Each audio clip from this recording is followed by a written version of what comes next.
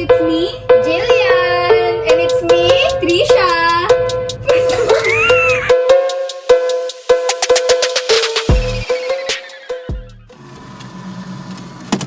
Hello guys, it's me, Jillian! And it's me, Trisha. So ngayon na lang ulit kami magbababa ng bagong content namin kasi Yes. medyo na-busy kami last month. So kumusta kayo? Kasi kami, Okay na okay at buhay na buhay. o diba? So ngayon, medyo bago yung content namin kasi first time namin gagawa ng challenge, diba? Yes. Lalayo muna tayo sa kung ano man yung kinasanayan natin. Ano ba yon? Magmukbang, mag-haul, Diba? mag-makeup, magpakikay. Paganda. Pero ngayon, gagawa tayo ng challenge na Never Have I Ever Challenge! So naghanda kami ng mga questions na sasagutin namin Yes. maya-maya lang. Kaya abangan nyo at huwag kayong mag-skip ng video na to panoorin nyo hanggang dulo. Kasi for sure mag-enjoy kayo. Yes. So simulan na natin to. First question! Never have I ever cheated on a test. Parang hindi ko na itatanggi to. I I have. have. Imposibleng lahat naman tayo. Simula elementary hanggang college, hindi ba Pero hindi naman yung sobrang cheat na Oo. cheat. Yung ano lang, yung gaganon lang. Ganun lang. Check lang kung Yes. tama ba para sa Patingin nga ako ng kukuha lang ako opinion. Ganon, pero hindi yung malala. Oo. Next. Never have I ever gotten drunk. I have. Siyempre, di ba? Kasama rin sa buhay. Tsaka nasa legal age naman na. Tama. Kaya Yes. okay lang mag-ano. Oo. Basta So, moderate minsan lang naman. Tuwing Christmas, Occasionally lang. birthday, Hindi yung everyday. Yes. Kaya okay lang naman yun. Next. Never have I ever bumili ng libro for requirements. Parang guilty ako dyan. Parang nitong nakaraan lang. I Parang I have. have. So, bumili kami ng Bumili ko ni Janus na Kasi requirements. Pero maganda siya. yes, at nagustuhan namin. Bibili ng book 2. Yes, at hanggang book five. 5. Diba? Yes. Next. Dahil sa ito, Sir Ga.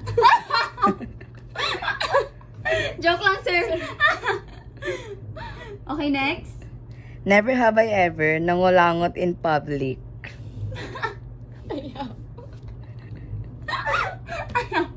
I have. Parang lagi ko siyang ginagawa pag may nararamdaman ako sa ilong ko. Ako parang pasimple lang. Ay, pasimple lang naman, pero hindi yung- Ganun, pero hindi yung vulgar na Gumagano sa ilong. Parang kabastusan naman yun. Parang ano, may naaalala ko dito. Ano yan? Eh, Oh my tala tayo gosh. eh.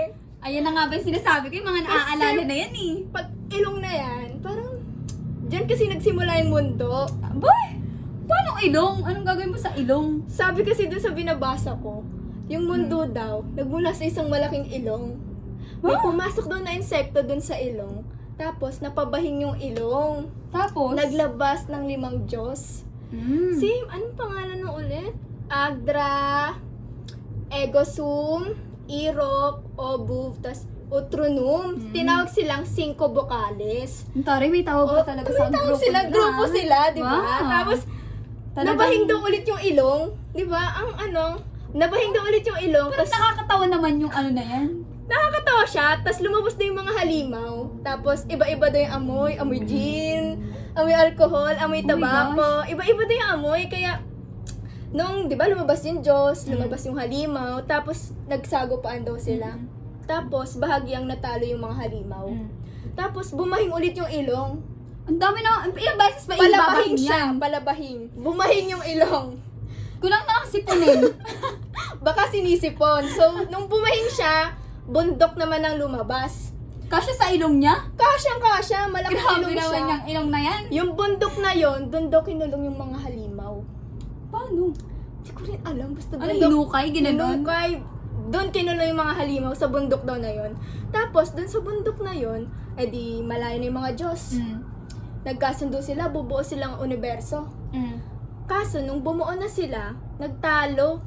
3 Talaga versus eh. Hindi 2. talaga Three mapagkakasundo versus two, yung oo. grupo eh, no? Yung tatlo, sino ba? Yung A, si Irok, tapos si Utronum. Yung magkakampi, yan. Tapos si Adra, si Ovug, tapos sino pa ba is? Egosum. Nagtalo sila kasi itong tatlo, gusto nilang samahan ng kasamaan. Pero itong dalawa, ayaw nila. So bilang para malayo na sa away, umalis na lang tong dalawa, si Irok tapos si Utronum. So yung tatlo, tinuloy nila yung paggawa nila ng universo. Tapos nung gumawa sila ng universo, naging matagumpay naman, pero kalaunan, naging magulo, pero sa pamamagitan ng bait, alaala, loob, kung tama ba yung naaalala ko, loob, naging maayos naman daw yung yung universo na ginagawa nila. Tapos sila Irok, tapos si Utronum, hindi na binanggit, ewan ko. Tapos, Nanahimik na sila, Oo, hindi kagaya tapos ng yung- nasa paligid natin, no? Ang diba, ingay, no? dapat tahimik lang eh. Oo nga eh. Tapos, di ba, ayun na nga, yung ilong, biglang lumabas na naman. Naaamoy niya na lahat, kahit anong amoy pa yan. Lahat. Oo, lahat. Very Naaamoy niya lahat. Kahit yung mga pasabog na daw na between, kahit yung katabi mo. kahit lahat daw naaamoy. Tapos lahat sa buong San Sinukob, naaamoy daw niya. Grabe O, yung diba? pang-amoy, napakatalas. Doon nagmula yung ilong, kaya pag naaalala ko yung kulangot-kulangot na yan, doon nagmula yung mundo, tas yung mga Diyos, Grabe, diba? grabe pala yung learnings na nabigay mo ngayon, Ang cute Para naman sa nung libro na mundo yun. na yun, ha? Oh, next! Never have I ever naniwala sa halimaw. Halimaw? Parang, nung bata ako, I have. Siguro dun sa mga napapanood nating mga cartoons. Oo, kasi parang puro halimaw eh. Alam mo, sa halimaw na yan, may naaalala din ako. Ano na naman? Yung talagang mga alaala na yan, dapat talaga binabaon Sinishare na siya. yan eh. Sinishare dapat. Bago ibaon sa limot, isi-share ko muna. Share muna. Kasi yun dun sa binabasa ko, Ah. dun daw, hindi ko nga alam kung konektado ba to sa binasa mo, pero parang same sila ng content. Same na. Oh, sige, Kasi, kwento diba, mo muna. Sa dun sa kwento mo, natalo yung halimaw. Oo. Sa kwento ko naman, pagkatapos nila matalo, yung Diyos inang kaina-inahan, kumuha sila ng isang halimaw dun sa pinagkulungan nila na bundok. Tapos, kumuha sila dun ng isang halimaw para gawing alipin. Yung Diyos inang kaina-inahan yung namili kung sino yung kukunin niyang halimaw. Yung kinuha niyang halimaw, yun yung pinakamalaki sa lahat. Pangalan niya, Tandayag. Tapos, pinaamo niya yung Oh. Tandayag. Diba? Paano mong papaamuhin yung halimaw? Di Gigante pa kakainin, yun. Diba? Yung pinakamalaking halimaw, papaamuhin mo at uutos-utusan mo. Diyos Sino talaga ka? siya. Diyos. Talagang Diyos siya. Diyos. Tapos, di pinaamo niya na, inuutos-utusan niya na, ganyan. Ilang buwan siguro yun na natiri sa kanila. Tapos, lagi niyang laging kakwentuhan nung rey ng kaina-inahan yun. Kasi yung Diyos, amang kaama-amahan, laging wala dun sa kaharian nila. Kasi laging gumagawa nga ng universo. Palagawa ng universo. Diba? Parang wala na siyang alam sa pamilya niya ba? Gawa na Parang lang grabe na lang yung tao na yan. Tapos yung Diyos kaina-inahan na yung ginawa, yung Tandayag na yung ginawa niyang pastime. Tapos, isang gabi, Yun. dumapo yung kalandian sa Tandayag. Yun talaga. So kahit halimaw siya, meron talaga. Kalandian talaga ng mga grabe. Tapos, meron daw nag-iingay na kaluskos na nagpagising sa Tandayag. Yung ingay na yun, nagpapahiwatig daw na para bang gustong makipagtalik ba? Sino Sa naman yan? Tandayag na yan ba? Kamayag naman. Hindi. Tapos yung Tandayag na yan, syempre malandi eh. Inabutan ng kalandian. Lumabas siya dun sa bintana. Para sumama dun sa ingay. Na gustong makipagtalik nga raw. Na, hindi nila ma-identify kung halimaw din ba. Dahil wala naman daw ingay na ginagawa yung mga halimaw na ganoon. Hanggang sa di umalis na. Tapos laging bumabalik yung halimaw ng kinaumagahan ng pagod na pagod. Ayun Tapos, tayo eh. lantay na lantay. Ayan. Walang gana palagi. Tapos pagdating ng gabi, darating na naman yung ingay. Sasama na naman siya. Hanggang Palasama. sa nabuntis ang gaga. Ay, sorry po. Barbara? Sorry po, nadala. Hindi na si Barbara. Hindi na si Barbara. Tapos, nabuntis! Oo. Yung simula nung nabuntis yung Tandayag, yung ingay, hindi na bumalik, hindi na nagpakita, hindi na nagpahiwatig sa Tandayag. Hanggang sa, syempre, alam na rey ng kaina-inahan yung gagawin dahil may 3 na siyang anak. So, ang ginawa niya, binigyan niya ng hiwalay na kwarto yung Tandayag para doon magpahinga hanggang sa mga anak. Ngayon, bago manganak yung Tandayag, nalaman nila na yung ingay pala na nagpo-produce doon bago sumama yung Tandayag. Ayun pala yung Diyos amang kaama-amahan. Oh my God. 'Di ba? Umaalis siya para sa tandayag, hindi sa Kabog. Diyos inang kaina-inahan. Tapos, Halimaw ang bet. oo, halimaw ang gusto. Tapos, nung nanganak na yung yung tandayag, pinangalanan niya ng napakahaba. Pero hindi sinabi sa libro na binabasa ko kung ano ba yung pangalan nun eh. Kasi, ang sabi doon, kapag daw binanggit yung pangalan ng anak ng tandayag, ang mangyayari daw ay guguho yung lupa, gugunaw yung mundo. Kaya, ang ginawa, tinawag na lang, yung anak niya, ang tinawag na lang doon, Jojo. Kasi nga, hindi pwede banggitin yung pangalan niya ng buo. Tapos, edi si Jojo na, ganyan. Ngayon, tapos si Jojo na. Oh, kaya Tapos, be. wait lang, parang nalimutan ko. Pero yun, si Jojo na Alalahanin yan. yung pangalan nung bata ni Tandayag. Tapos, edi, sinantabi muna. Nag-focus muna doon sa, yung kwento nag-focus ulit doon sa tatlong anak ng Reyna kaina-inahan. Parang, yun lang naman yung naalala ko sa halimaw. Na, Ano pala yung halimaw grabe, niya? nung, kahit halimaw pala talaga, nalalandi din. At Talaga. nakakapag-anak ng Diyos. Yes, grabe. Grabe ang kapangyarihan. Mabanggit Diba? na yung pangalan, gugunaw yung mundo. Grabe. What if nandito yun? Ay, wag naman. Ay, wag naman. Okay, next na tayo. Next Next na nga, Grabe, mga next. alaala na yan eh. Never have I ever nabulyawan ng nanay. I I have. Lagi I have naman, talaga. normal naman sa mga anak. I have talaga. May naaalala na naman ako. Ano na naman yung naaalala na yan? Doon sa libro na nabasa ko na naman kanina. Anong meron doon? So, ito na nga. Mm. May nanay doon, syempre. Oh. Noong umpisa, Diyos amang kaama-amahan. Mm. Nagtrabaho daw, umalis, Mm. gumawa ng universo. Mm. Naiwan sa Diyos inang kaina-inahan yung tatlo nilang anak. Talaga naman. Si Abe, si Guada, tas si Pampilo. Tas hinilingan siya. Gusto daw nila kumain ng gatas at itlog. Mm. Talagang may gusto Talagang silang humiling. kainin. Oo, yung mga bata na yun. Mm. Tapos, sabi nung nanay, hindi pwede. Mm. Kasi nangingitlog man yung mga halimaw, nangingitlog man yung mga Diyos, pero bawal kainin. Mm-mm. So, pinagluto na lang sila ng nanay nila. Mm. So, habang nagluluto yung nanay nila nagsenti-senti, Mm. nilabas yung hinanakit niya sa pamilya Mm. niya. Tapos yung tatlo, tinikman Mm. yung niluluto niya. Mm. Hindi nagustuhan yung lasa. Mm. Nagalit siya.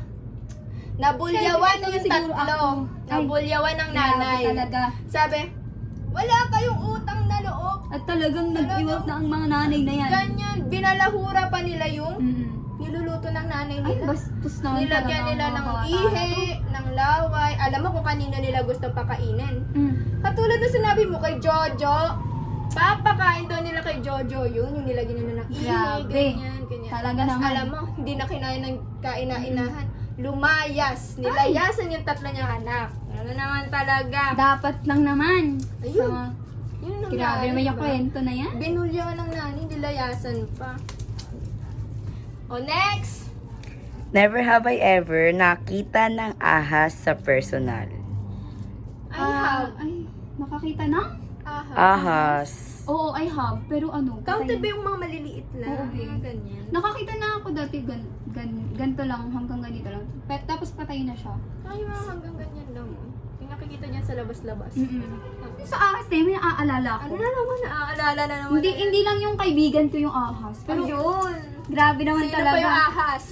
Ito na nga. Oo. So, dun sa continuation na kinakanta ko kanina, Oo. na di ko alam talaga kung may kaugnayan ba sa kwento Feeling mo. ko, kaugnayan talaga yan. Yun na nga, nagalit yung Diyos ina-inahan. Oo. Lumayas siya. Oo. Hindi na siya bumalik. Mm.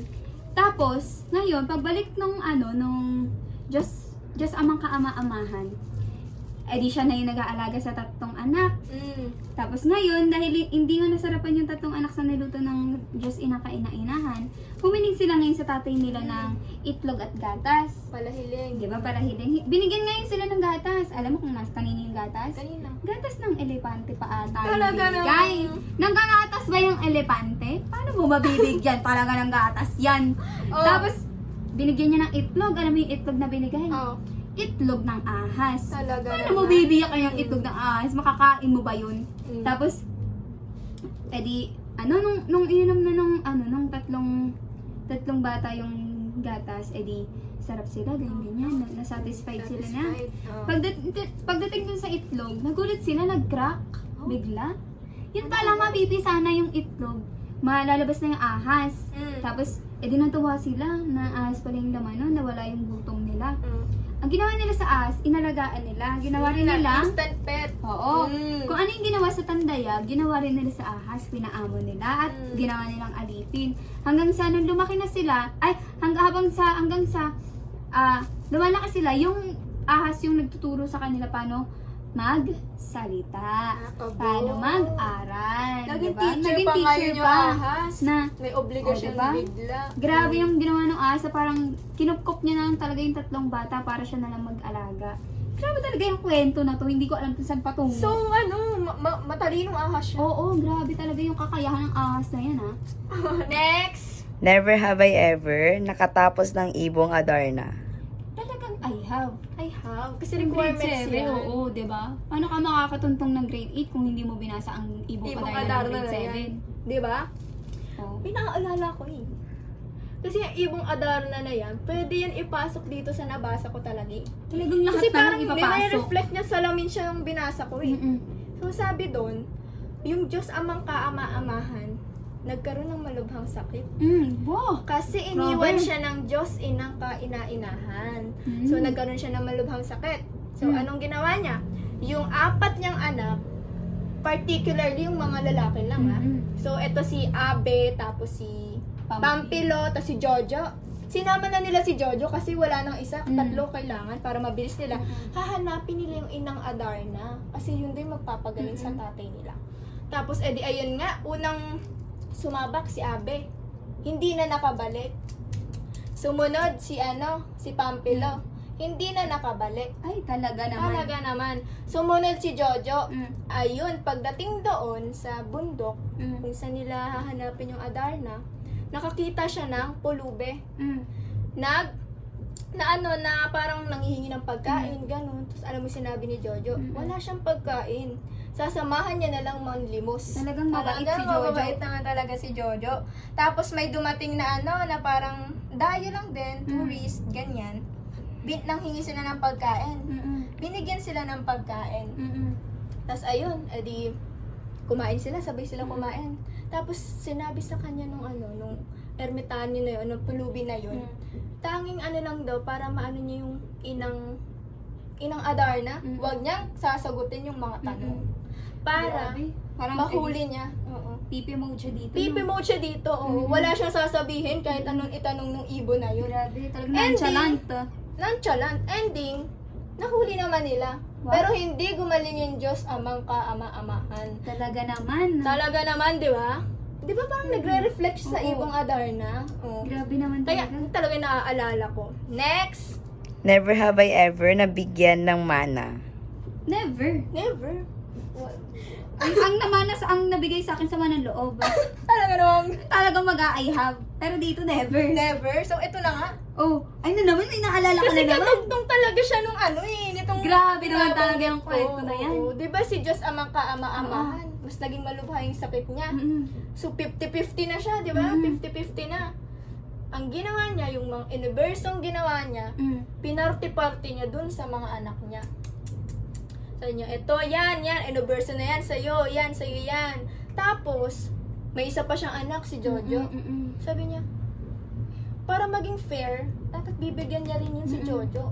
Pero hindi niya kasi favorite. Mm-mm. Ayaw nila kay Jojo. Siyempre, di ba? Anak sa labas. Oo, anak sa labas, di ba? So sabi, sige na nga, parang napilitan pa. Mm. Ginawa siyang Diyos ng mga kumag.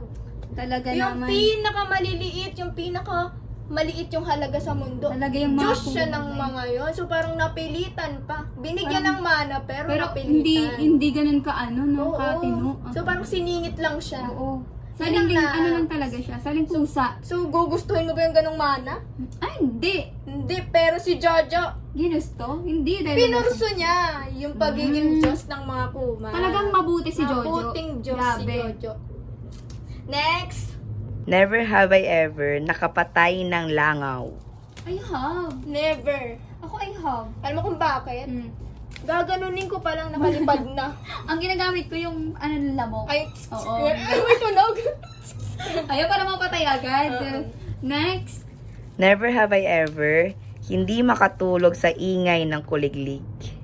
I I have. Lalo na sa Cavite. Sa probinsya, oo. Maraming kuliglig. Grabe, pag umuwi talaga ako sa Cavite, parang grabe ba ang mga kuliglig ba? Pero parang ano siya, tawag dito, reminisce ng mga Oo. ano. Pero Parang ang sarap, minsan ang sarap din, hanapin mo rin yung tunog. Pero, wag ngayon. wag nga yun. Pero, Na-stress alam ako. mo, naaalala ko dyan sa kuliglig na yan. Ano na Tsaka naman? dun sa Langaw. Oo. Kasi, di ba, continuation nga to sa kwento. Oo. Si Jojo, di ba, ginawa na siyang Diyos ng manunubos ng mga kumag. Oo. Ngayon, napunta na siya sa, pinurso niya na yung pagiging, manunubos Diyos, ng mga kumag. Nagpakita siya sa Langaw sa Luzon. Saan ba yun? Basta, particularly sa isang lugar, nagpakita siya sa Langaw na yun. Sinabi niya sa date daw na to, magpapakita siya, kaya daw maghanda sila. Tapos naniwala sila, edi naghanda yung mga Langaw dun sa mismong lugar na yon. Ngayon, nagpakita naman si Jojo sa mga Langaw sa iba pang lugar, na magkalapit lang din sa lugar na pinagsabihan niya ng unang Langaw. Tapos sinabi niya na, sa date daw na to, magpapakita siya kaya maghanda daw sila. Yung binigay niyang date, magkaiba. Mauuna yung Langaw na sinabi niya sa unang lugar. Pangalawa, kinabukasan pa yung sa pangalawang lugar ng mga Langaw. Ngayon, nag-meet yung dalawang Langaw na pinagsabihan. Na nalaman nila na magkaibang date yung sinabi ni Jojo sa kanila. Pinag-anuhan ngayon ng talo. Hindi nagtalo kasi sino daw yung paniniwalaan. Nagkilala pa ata yung mga Langaw. ng mga Langaw. Sino daw ang paniniwalaan ng mga Langaw na yan. Ay di, walang nanalo dahil hindi naman nagpakita si Jojo sa kwento. Ayun talaga. Kaya parang wala pa rin nanalo. Nonsense. Nagtalo lang sila sa wala. Oo, tapos eto ngayon, nung sa ingay ng mga kuliglig, di ba may 4 na anak? Si Abe, si Guada, si Guada. Pampilo, tapos ang anak sa Jojo. labas si Jojo. Ngayon, si Guada, hindi siya makatulog. Dahil bakit? sa sobrang ingay ng mga kuliglig na inaakala niyang kuliglig. Hindi siya makatulog na inis na siya, iritang-irita na siya kasi antok na siya pero hindi siya makatulog. Inutos niya ngayon sa mga kawal nila na linisin yung buong kwarto niya kasi baka doon pinagmumulan ng ingay kasi baka ang kalat-kalat, ang dumi-dumi, ganyan. Eh di pinalinis. Hanggang sa malinis na lahat. May ingay pa rin. Hindi pa rin nila natutuntun kung saan ba nanggagaling yung ingay ng kuliglig na yan. Hanggang sa lumabas na sila ng kwarto na napuntahan na, parang awan ko something nagubat ata yun. Tapos nakita nila na hindi pala kuliglig yung nag-iingay, kundi Sino? tuko na, Tuko na yun. Mas maingay pa sa diba? kuliglig. Tuko na magnanay na ang inabutan nila. Si tuko na yun, yung anak pala na yun, ang pangalan nun si Benito. Si Benito, hinihintay niya pala na puntahan siya ni Jojo Ayun. para Tutubusin siya. Para maging, ano yung tawag, tagasunod ni Tagasunod ni Jojo. Tapos ngayon, di nakita na nila na yung ingay pinagmumula ng ingay. Ngayon, nung akma na nilang kukunin o huhulihin yung dalawang tuko, biglang dumating ngayon si Jojo. Tapos sakto, na pagdating ni Jojo, tinubos niya si Benito. Eh di umalis na sila. Ang naiwan, yung nanay na tuko.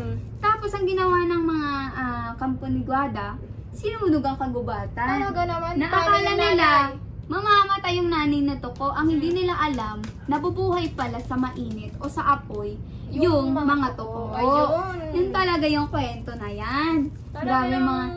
Kuliglig at Langaw na yan. Oo, grabe. Tuko na yan. Talagang yung kwento natin, hindi alam pa saan patungo eh. Saan patungo ba to? Grabe, mga kumag na Si yan. Jojo talaga. Next! Never have I ever tumaya sa online sabong. Never. I have be. Kasi dati, nag-try kaming magtaya 2 beses. Natalo pareho. Kaya hindi na umuwi. Kamalasan na yan, be. Kamalasan na yun, be. Next. Never have I ever nakapagpet ng itim na aso. I I have. have. Kasi dito dati, may alaga kami, itim na aso. Kaso namatay na siya. Yun yung lagi ko siyang pinapet. Kaya, I have yan. May naalala ko sa itim na aso na yan. Ano? Doon nga sa sinasabi kong libro, eh di may itim na aso daw. Tapos, sobrang pangit daw niya. Iba daw yung itsura niya. Grabe naman yung description. Oo, be, yun yung sinabi dun sa libro. Sobrang pangit daw niya. Tapos, maging yung tao o yung ibang hayop, ayaw lumapit sa kanya. Tapos, meron daw isang araw, may asong brown ata yun. Nilapitan daw siya, tapos yun lang daw yung naglakas loob na kausapin siya. Or, basta ganun, samahan siya. Tapos, sa nagsiping daw sila. Tapos, nung nalaman daw ng aso na yun na buntis siya, syempre, siguro yung parehong aso, inhit lang, ganun. Tapos, nung nabuntis siya, iniwanan na daw siya. Grabe naman. Tapos, nung nanganak siya, di may 4 siyang anak. Yung 3 malulusog, tapos kakulay nung asawa niya na yun. Tapos, may isa siyang anak, itim din. Yun daw yung pinakamaliit, tapos yung pinakasakitin na Tapos, may isang bathala ata yun, o hindi ko alam. Hiniling daw na dapat yung isa daw dun sa anak niya, iaalay niya doon sa bathala. So, inisip niya na yun na lang yung pinakasakitin kasi may 3 pa naman daw siya. Eh di, binigay niya, inalay niya yung yung aso niyang, yung tuta niya. Tapos, pagbalik niya dun sa kung saan nasaan yung 3 niyang tuta, pagtingin niya, wala na rin yung 3 niyang tuta. Oh my. Tapos, nakita niya yung kumuha sa tuta niya. Tumatakbo, hinabol niya. Parang sinabi niya na hindi niya na kayang mawala yung anak niya. Kasi nga yung asawa niya, nalaman niya, kinatay. Ay. Kinatay yung asawa niya. Ginawang adobo yung asawa niya. Kaya, na-trauma siya. Sabi niya, hindi pwedeng mawala yung anak ko. Ay di hinabol niya yung kumuha sa anak niya. Ang bilis ng takbo. Tapos, may binato siya. Binato siya nung kumuha na yon. Parang bola na ewan, na bilog, kulay puti. Eh may puti siyang anak.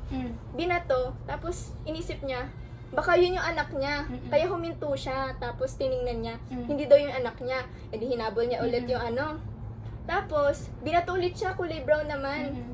Eh di, ibig sabihin, inisip niya ulit, baka anak ko yun. Pero may sa isip niya na, lang, patibong lang ulit yun, wag mo nang hintuan. Pero hinintuan niya pa rin kasi baka nga daw anak niya yun. Tapos hindi niya talaga anak. Tapos hanggang paglingon niya, wala na yung yung kumuha sa anak niya. Sobrang grabe yung kwento ng aso. Sobrang grabe yung kwento ng aso. Sobrang na yun. tragic. Oo, tapos inisip niya nanda yung baka daw yung mga anak niya nandun na rin, nakatay na rin. Tapos isa pa yan sa na yan, sa sabong na yan. Yung manok, meron din doon kwento, sabi. Ang dami naman din. Madami siyang kwento. El Campion ata yung tawag dun sa manok. Tapos yung amo niya na pinangsasabong siya, hinahabol siya kasi ayaw niya magpahuli. Kasi kakatayin na siya, natalo kasi siya sa sabong. Kaya pala. So, dapat, yung manok na natalo, di ba, dapat ibibigay mo dun sa nanalong manok. Tapos, lulutuin, sana, ititinola na dapat siya. Napigilan pa kasi dumating nga tong si Jojo. Tapos, tinubos niya yung manok na yun. Mamamatay na sana pero binuhay niya. Yun, pinangalanan nilang Talyaw. Tapos, sumama na siya kay Jojo. Naging safe pa siya Safe pa siya dun kay Jojo. Talaga naman yung manok at aso na yan. Next! Never have I ever nakakita ng totoong buwaya. Never. Never din. Never. Madalas ko lang siya nakikita sa mga Sa TV. TV. Na yung lolong, Oo, yun lang. Yun lang. Pero sa personal, Hindi wala pa. Wala pa. Next. Never have I ever nasabunutan ng unggoy. Parang hindi pa. Never. Nakita na ako sa P-Park, pero hindi niya ako nasabunutan. Nakapagbigay ng ng pagkain pero hindi ka hindi mo nasasabunutan. nasasabunutan. Pero alam mo ba, may naaalala ko dyan sa buwaya. Ano ba yan? Di ba? Ako rin may naaalala. May naaalala ka rin Kasi ba? dun sa kwento na binabasa ko, napunta sila Jojo dun, kasama yung 3 kumag. Napunta sila sa ilog. Tapos, nakakita sila ng sirena. Tapos, nakausap na yung sirena, gano'n. Tapos, after nila makausap yung sirena, umalis na sila. Tapos, nung umalis sila, sumakay sila ng bangka. Tapos, yung bangka na yun, nakita na ni Jojo yun, malayo pa lang, na alam na ni Jojo na buwaya yun. Tapos, hindi niya na lang pinansin. Kasi baka pag sinabi niya pa sa 3 kumag, syempre baka kung ano isipin, matakot, gano'n. Tapos din sila sumakay. Tapos nagtiwala pa rin si Jojo sa sarili niya na sumakay pa rin doon. Na kahit alam niya na patibong lang yun ng buwaya. Tapos habang nakasakay sila doon, nagkikwentuhan sila. Tapos habang nagkikwentuhan sila, nakikinig din yung buwaya. Tapos, na-curious yung buwaya sa kwento ni Jojo kasi binitin ni Jojo yung kwento niya. Tapos, na-curious yung buwaya. Tapos, biglang, nung na-curious yung buwaya, biglang yung inangat yung ulo niya. Tapos, tinanong niya si Jojo kung anong kasunod ng kwento. Tapos, yung 3 kumag, nataranta. Kasi baka mamaya iniisip nila, kainin sila ng buwaya. Kasi mas malaki yun sa kanila Tapos, ang ginawa ni Talyaw, syempre manok siya. Yung claw niya, inano niya sa mata ng buwaya para mabulag. Tapos nung nasa bingit na ng kamatayan yung buwaya, nagmamakaawa siya kay Jojo tsaka dun sa 3 kumag na wag siyang tuluyan kasi gusto niya pang mabuhay. Tapos, nangako din siya kay Jojo na hindi niya nagagawin kung ano man yung ginagawa niya na pagpatay sa mga tao na naglalabas sa ilog, naliligo sa ilog, pati yung mga bata na naglalaro sa ilog. Hindi na niya daw kakainin at hindi niya papatayin. Tapos, naniwala dun si Jojo, kaya pinagaling niya yung buhaya dun sa pamamagitan ng kapangyarihan ni Aninag. Kasi may kapangyarihan si Aninag na makapagaling. So, pinagaling ni Aninag yung buwaya. Tapos may sinabi siyang ritual. Nakalimutan ko na kung anong ritual yun. Pero pinagaling niya yung buwaya. Tapos, doon naman sa may matching, pagbaba nila dun sa buwaya, nakakita sila ng sa paglalakbay nila, nakakita sila ng pagong at matching na nagtatalo. Yung matching na yun, nakikipagtalo kasi gusto niya mapunta sa kanya yung lupa na maraming saging. Ngayon, yung pagong, dumidepensa kasi ang sabi niya, matagal na panahon na daw silang nakatira doon sa lugar na yun. Kaya dapat sa kanila yun. Ninuno pa raw nila yun nagmula. Kaya, dapat daw pangalagaan ng pagong. Tapos, sabi naman ng matching, sila daw yung nakatira doon, matagal na. Tapos, ang ginawa ni Jojo, para daw may mapuntahan yung lupa, pinakinggan niya both sides. Kung sino yung mas matimbang na sa kanila.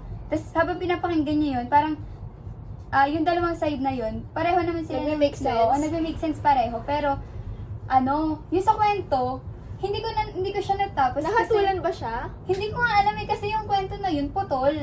Parang same lang din doon sa nabasa ko. Putol Putol din. siya. Tapos, hinihintay ko yung hatol ni Jojo, pero wala. Hanggang dun lang sa kwento last na kwento nung pagong. Tapos, nung hahatulan na niya, bigla nang naputol. Wala nang kasunod. Hindi ko alam kung kompleto na yon yung sinad na yon. 20 chapters ba yan? Oo. Parang pares tayo. Kasi yung Ano parang ba yan? binasa ko, putol din eh. Oo nga. Nagtapos siya dun sa tumayo na si Jojo. Tapos Oo. sabi niya, alam niya na daw yung hatol na gagawin niya. Tapos Pero biglang walang wala na. hatol. Ano yun? Ano bang binabasa mo? Ang banal na aklat ng mga kumag Same tayo! Ayun na nga Kaya pala. pala. Kaya pala connected yung mga kaya kwento pala natin sobrang eh. connected. Sino yung author nung Binasa ko. binasa mo? Si Alan Derain. Same Hindi talaga sa'yo. tayo, oo. Baka mapares talaga tayo na. May alam ka ba about kay... Ang alam ko about kay Alan Derain, isa siyang professor sa Ateneo de Manila University. Tsaka isa rin siyang director sa Ateneo Institute pala! Philippine Institute.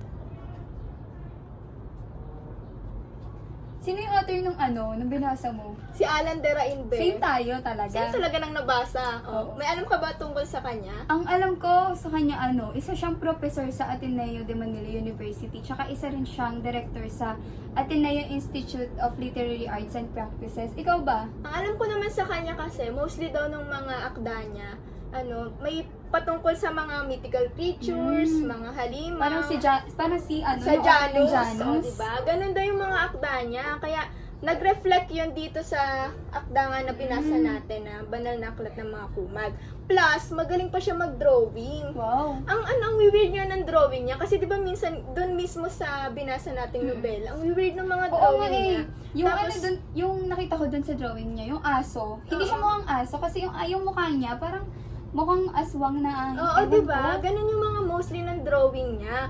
Tapos nag-reflect nga yun dun sa libro niya. Tapos nung tinitingnan ko yung Facebook niya, nagbibid siya ng mga artworks niya. Binabenta Grabe. niya yun sa Facebook niya. Kaya ayun, magaling siya mag-drawing. Yun yung ginagamit niya. Siya mismo yung nagdo-drawing sa mga akda niya.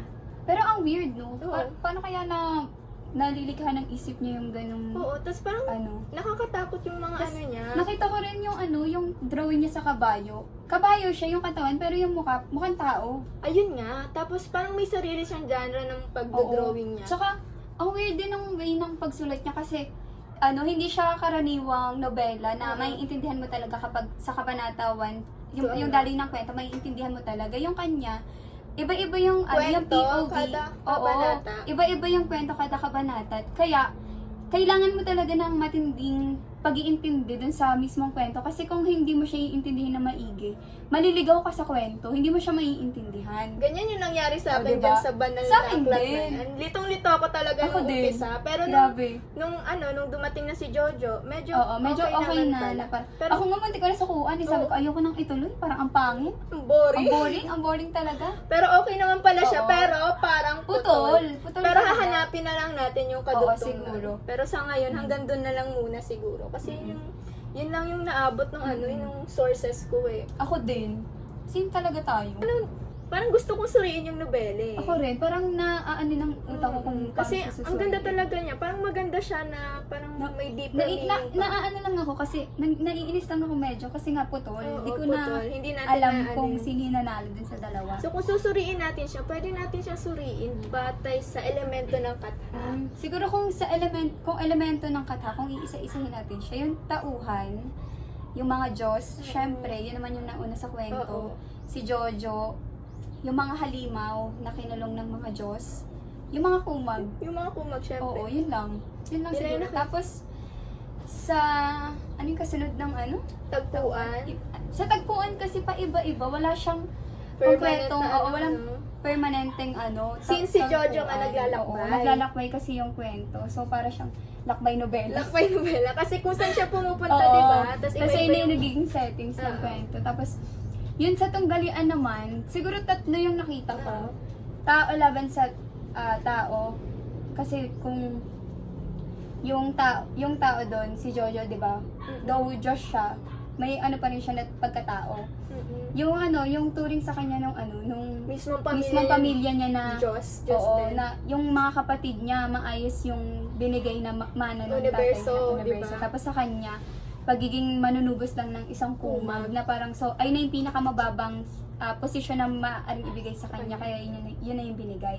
Tapos, tao laban sa hayop, syempre. Tapos, syempre yung pagtingin ng tao sa hayop, hindi mababa talagang Mababa. sobrang Lalo mababa. sa mga langaw, Oo. sa mga To the point na langgam. pinapatay pa nila yung mga ngayon, ganyan kasi ang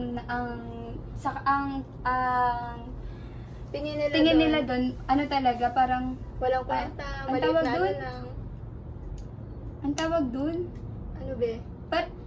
sa gabal, Sa sa gabal. buhay, ganun, parang, wala talagang, ayan, peste. Oo, peste Peste lang. talaga sa buhay nila yung mga ganong klaseng Walang kumag, sense. o walang sense. Tapos, puro parang iniisip nila kamalasan na lang yung binibigay ng mga ganon. Tapos, yung tao laban sa, tao laban sa lipunan. Lipunan. Kasi kung titignan natin, titignan nating lente ng tao yung mga hayop na nandun. Tapos, yung lipunan nila, kahit hayop sila, parang ang baba pa rin ang tingin nila sa kapwa nila hayop. Hayop. Kahit pare-pareho silang hayop. Mm-mm. Lalo na sa mga size na kinakain din nila yung yung mas maliliit sa kanila. Yun lang. Ikaw? Although part din naman siya ng ano talaga ng mundo, no? Oo, Yung mga diba? maliit talaga. Yung sa akin naman, yung nakita ko, yung suliranin. Yung nakita ko lang naman suliranin dito, yung suliranin ng bawat kumag na nandoon sa kwento. Gaya nga nung aso, di ba? Nakaranas siya ng mga pagmamalupit, yung panghuhusga kasi hindi daw maganda yung physical na anyo niya. Grabe. O, di ba? Yung manok na wala siyang ibang ginawa sa buhay niya kundi Magsabong magsabong. ng magsabong. O, ibigay yung gusto ng amo niya kasi yun yung nagpapalaki sa kanya. Tapos nung natalo na siya, parang okay lang na, sige, Bibigay lutuin mo na na lang, yan. kakain na lang. Oo, di ba? Sino pa ba? Si Benito, yung halos sunugin na sila dun sa puno. Kasi Para na lang umalis. porket maingay lang sila, parang wala na silang karapatan na mabuhay, maingay sila, susunugin ka na lang. Yun yung mas matataas pa rin yung magdidesisyon sa buhay nila. So yun yung nakita kong suliranin kasi yung mga maliliit, nawawalan sila ng karapatan kasi may mas mataas sa kanila na kaya silang kontrolin. Sumunod dito, ano pa ba? Di ba, tagtunggalian? Balangkas. Yung balangkas naman, parang naging maayos naman yung dali ng kwento. kwento. Kasi nag-umpisa siya kung paano pinanganak si Jojo, di ba? Nung pinanganak siya ng tandayag, paano binigyan siya ng pangalan na bawal banggitin kasi gugunaw daw yung mundo. Tapos hanggang sa naglakbay na siya, tapos nahanap niya na yung tres pilares niya. Tapos hanggang sa nung dulo ng kwento, yung wakas, hindi ko kasi alam yung wakas kasi nga putol. Hindi ko rin alam. Since yung wakas, yung hahatulan na ni Jojo yung Tapos walang pagong, tapos yung hatol. matching, walang hatol. So, yun lang yung tinitake ko na wakas ngayon. Yung pag ano niya ng Oo, hatol. akala ko nga yung hatol na yun, depende na sa Oo. reader kung paano hahatulan Open, niya. open-ended. Kaya, sabi ko, siguro ako na bahala mag-ending dito. Tapos, ayun, putol pala. Hindi ko alam talaga kung putol. Oo, pero feel Or- ko may kasunod pa yun, may hatol pa yun. Baka pero, nga mahaba pa eh, hindi Oo. lang dun magwawakas. Kasi ano yun, hindi niya Hindi niya nabigyan ng nahatulan. hustisya yung mga kumag, ano lang, tinubos niya Tinubos lang. niya lang. So, Na parang ang parang- ending kasi doon, kung puputulin natin doon sa banda na kung saan natin natapos, parang wala lang, nakinig lang Oo. siya sa matching. Yun Anong lang, sense ng pagtutubos niya sa Oo, mga kumag? yun lang yung sense ng paglalakbay Pinakinggan lang nila, yung pinakinggan ending niya na lang yung tapos hahatulan niya lang. Diba? So, parang yung paglalakbay nila, wala Wala lang rin. din. Wala rin. Ganun. Pero kung iti-take natin yung ending na yun, siguro kung sa atin yung paghatol, depende na kung paano natin titingnan yung Kasi iba-iba story naman nun. tayo ng preference sa Yung preference paghatol. sa paghahatol. So, yun. Doon natin sinuri yung nobela Batay sa elemento ng nobela. Eh kung sa ano naman, kung bibigyan mo naman siya ng teorya, paano mo siya nakita? teorya, feeling ko pasok dito yung bagong historisismo. Paano? Kasi 'di ba, kung titingnan natin yung nobela about siya sa mga Diyos, kung paano nag-umpisa yung mundo, kung paano ginawa yung mundo. So yung pagbababa sa atin o yung pagbibigay sa atin ng bagong pagbubukas sa isip natin ng bagong relihiyon nung pumasok yung mga kolonyalismo, yung kolonyalismo dito sa Pilipinas, particularly nung pagpasok ng mga Kastila, binabasa natin yung Katolisismo. Tas yung nakita ko dito, yung mga Diyos, yung mga kapatid ni Jojo na si Diyos amang kaama-amahan, nakikita ko siya bilang mga Kastila or yung mga mananakop na Tapos si Jojo, tinitingnan ko siya bilang yung mga bayani. Tapos yung mga kumag, tayong mga Pilipino na sakop nung May sense. nung mga Kastila na yon. So si Jojo, although kasama siya sa mga kumag, kasi kumag siya na Diyos, yung tingin sa kanya ng mga kapatid niya na mas matataas, nagawa niyang maging manunubos, protektahan yung mga kumag o maging Diyos ng mga kumag. Kasi parang tinitake niya na may karapatan din yung mga kumag, karapatan din sila na tubusin, kaya ako yung magre-represent sa kanila. Kasi in the end of the day, parang yung kumag na yun, o yung mga bayani dito sa atin, sila yung naging daan para makalaya tayo doon sa mga pinaka-Diyos o yung mga Kastila. Doon ko siya, plus yung mga, di ba nakita natin doon na parang nag-reflect din doon, yung iba't ibang iba pang akdang pampanitikan. Lalo na din sa Ibong O, Adarna. Ibong Adarna. Awit siya eh, bakit siya nasa nobela bigla? Oo, di ba? Napasok siya doon. Plus, yun nga, yung matching, yung pagong. Diba? Di ba? Matagal May na siyang hiwalay siya kwentong na pang- kwento. Si kwentong Rizal bayan. nga yung unang nagsulat noon. Pero dito, iba yung naging perspective. Plus, yung kay Darna, di ba? Yung sa Ibon. Tapos kung paano mismo yung parang pwede nga siyang ianan sa Bible eh. Kasi pagka... Oo, kasi relihiyon talaga. Oo, yung relihiyon tinatarget talaga. ng Kung nobela. paano nabuo yung mundo. Kung paano nagkaroon ng manunubos, di ba? Tapos kung paano naglakbay yung manunubos para mahanap yung mga susunod sa kanya. So parang ganun. So kung sa bagong historisismo, yung nobela na yun, na na siya eh, meron na siya sa nakaraan. Part na siya ng kasaysayan, kaya siya Ginamit lang nabuo. talaga sa nobela. Nobela para magkaroon pa ng panibagong perspective yung mga akda na yun. Kaya pasok yung bagong historisismo. Ang ganda ng mo, ng pagtingin mo dun sa Sa nobela, teorya. sa teorya, sa paggamit mo ng teorya. Siguro sa akin naman, ang magagamit kong teorya, feminismo. Feminismo. Lalo na dun sa part ng Diyos inang kaina-inahan. Kasi di ba parang ang ginagawa niya lang dun sa kaharian nila, mag-alaga ng 3 anak, magluto ng ng mga pagkain nila, alagaan yung asawa niya na wala siyang ibang ginawa. Yung buhay niya umiikot lang dun sa kaharian nila. Hindi siya nakakalabas kasi hindi siya pinapayagan ng asawa niya na makasama sa bumuo ng universo. Tapos kinukulong lang talaga siya doon na kapag yung ang tingin ng Diyos amang kaama-amahan na kapag babae, dapat nakakulong lang talaga sa bahay. Wala siyang ibang pwedeng gawin kundi maglinis ng bahay, mag-alaga ng anak, at yung Pagsilbihan yung pagsilbihan yung mga lalaki na nandun sa kaharian nila. Tapos siguro isa pang eksena na nakita ko dun sa parte ng aso aso. kay Aninag, kasi 'di ba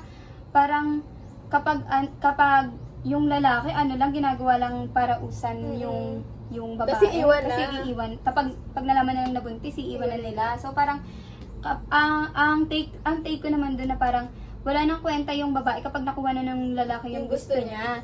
Tapos, hahayaan na lang din na sa buhay nila kung ano yung magiging desisyon nila doon sa ipinagbubuntis nila na parang, ang hirap nun sa part na bilang babae na, parang ayun lang ba yung parte mo sa mundong to na parausan ka lang. Tapos kapag may problema, hindi mo alam yung gagawin mo kasi hindi mo alam kung kanino ka hihingi ng tulong kasi wala ka nang kasama sa buhay mo. Kasi yung problema mo na lang tsaka ikaw. Tapos kung paano mo titignan yun, kung paano magbibigyan ng solusyon yun na dun sa aso, ang kinaharap niyang problema yung pagkawala ng anak niya, na hindi niya alam yung gagawin niya, kung iaalay ba niya yung anak niya dun sa bathala. Tapos kung paano niya hahabulin yung iba niyang anak. Tapos meron pa dun sa nanay ni Benito na parang si Benito kasi 'di ba umalis siya kay Jojo. So ang take ko doon na parang kapag magulang ka na tapos yung anak mo ayaw nang gusto nang kumawala sa pagiging isang anak. Gusto aalis na lang siya. So at the end of the day, iiwan ka pa rin ng anak mo na parang ang role mo lang talaga sa mundo, magluwal ng anak. Tapos palakihin siya. Hanggang sa kaya na niya. Tapos kapag kaya na niya, iiwan ka na niya. Siya na yung bahala mag-desisyon para sa sarili niya. So yun yung naging take ko na, ayun yung ginamit kong teorya na sa tingin kong pasok na pasok talaga. Pwede din pasok din sa feminismo yung pagbebenta ng anak. Oo nga. Nung time Nung pagwala ng yung barter na pag wala na talagang choice, ipapalit na lang yung ipapalit anak na lang nila yung anak. Oo, kasi wala na silang... So, pwede natin i-take sa perspective ni Aninag nung nagdesisyon na lang siya na ibigay niya na lang yung anak niya Kasi sa wala bathala. siyang choice eh. Wala Kasi siyang para gumanda yung buhay niya sa pamamagitan ng dasal na yun, iaali niya yung anak niya. Parang, yun. Maganda yung naging pagsusuri natin sa sa banal na aklat ng mga kumag. So, dito na nagtatapos yung vlog natin. Nag-enjoy ka ba sa Never Have I Ever natin? Parang ang dami kong natutuhan ngayong araw. Kaya ngayong nga. na to, challenge na to. Parang uulitin pa natin to, Oo, pero sa ibang magbasa. libro naman. Oo. Di Siguro, ba? yung Janus, kukumpletuhin. Tapos yung ibang Kukumpletuhin. novela, yung susuriin naman. So, dyan na nagtatapos ang ating vlog. Abangan nyo na lang po ulit yung